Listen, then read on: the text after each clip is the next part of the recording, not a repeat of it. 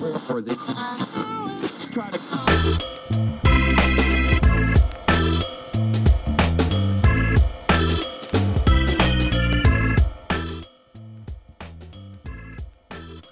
Okay, welcome back to the Pittsburgh Business Virgin. We are here with CJ Patrick of Quest Fore, President and Chief Technical Officer. Now, CJ, we talked in the first segment a little bit about how you started your own company, but then you also had the opportunity to come into an established company. What were some of what would you highly recommend that somebody do or highly recommend that somebody stays away from, both when starting a company and when creating that new relationship? I think one of the biggest things is finding your niche, finding what you're really good at, and not trying to be the end all be all for everybody. And you know, in my case, I was good at web development. I knew people needed web development services. Where I was surprised a bit was who my end client ended up being. I envisioned myself going to the local restaurant and building a website for them. That was really how I envisioned growing my business. But what ended up happening was the marketing firms in town were going to those restaurants and selling them on a website with some other marketing services. And what they were doing is designing the site and then handing it over to me to actually implement. And so I had relationships throughout town with some of the marketing firms, and really found a nice niche for myself in supplying really solid web development, but they were doing the majority of the sales for me. How have you guys dealt with some, it's kind of expertise creep, I guess is the best way to put it, because what I've noticed is a lot of the printers, not the large, big ones, but some of the smaller, medium size, the printing business is a dying business, and they've tried to reinvent themselves quite a bit. And I think one of the ways that they've done it is to market themselves as a marketing firm. I was smoking a cigar yesterday in a cigar shop and ended up striking up a conversation. Sure enough, printing company, but he wasn't talking to me about printing. He was talking to me about marketing, swag, and who's doing my marketing and blah blah blah. So how do you deal with that? Well, there's always constantly emerging threats in our market.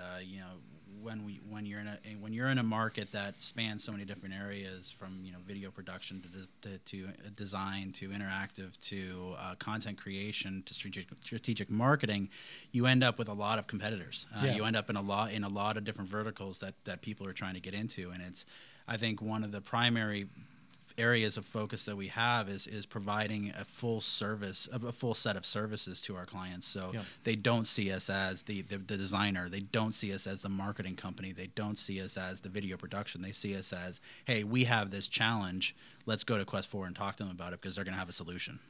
And when you're engaging a client, can they work with you sort of in a piecemeal way, or is it, because I think sometimes, and this is one of the challenges that we have even with our business model, is, we can really, for our business owners, replace their investment advisor, their benefits advisor, their group insurance advisor. We can replace, in essence, 3 people, and sometimes they're looking for one particular need, but, do they feel as though if they're not willing to give up the reins on all of it, they can't engage you? We're small enough. We're a small enough group that we have no problem taking on if somebody just needs a brochure designed. We can design a brochure for them. Now, what we hope is, we make no secret about it, is we're going to provide such great service that they're going to start considering replacing those other elements. Because and that's always been my hope when. And as I work with the guys that work here is get your foot in the door with whatever their need is now, and then eventually through expertise and professionalism and service that you'll slowly whittle down, and you'll get the rest of the business as time goes on. Absolutely. Advice? Any big surprises that you can think of? Any I guess one question I had was there any downside to becoming part of a bigger company?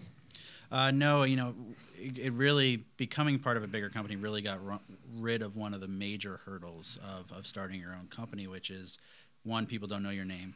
Yeah. Two, they look at you as a 2-3 person shop. Okay, what happens to me if something happens to you, or if you go out of business? And it's a challenging question to answer, because there really isn't a valid answer to say, everything will be safe, because you're no longer in business and they've got to go find someone else. And so providing a more stable environment for them definitely took away that challenge. I would say.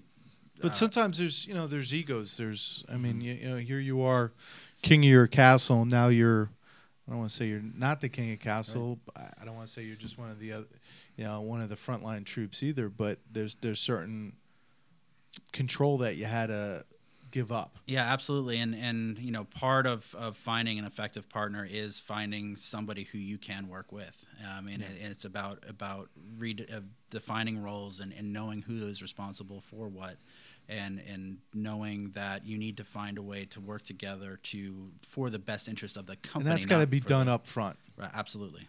Because I've seen it too many times. People go, "Hey, let's get this going," and then we'll work on it on the back end, and that doesn't work very well. That doesn't work very well. All right, we're going to come back with CJ Patrick, president of Quest Fore. You can check him out at www.questfore.com.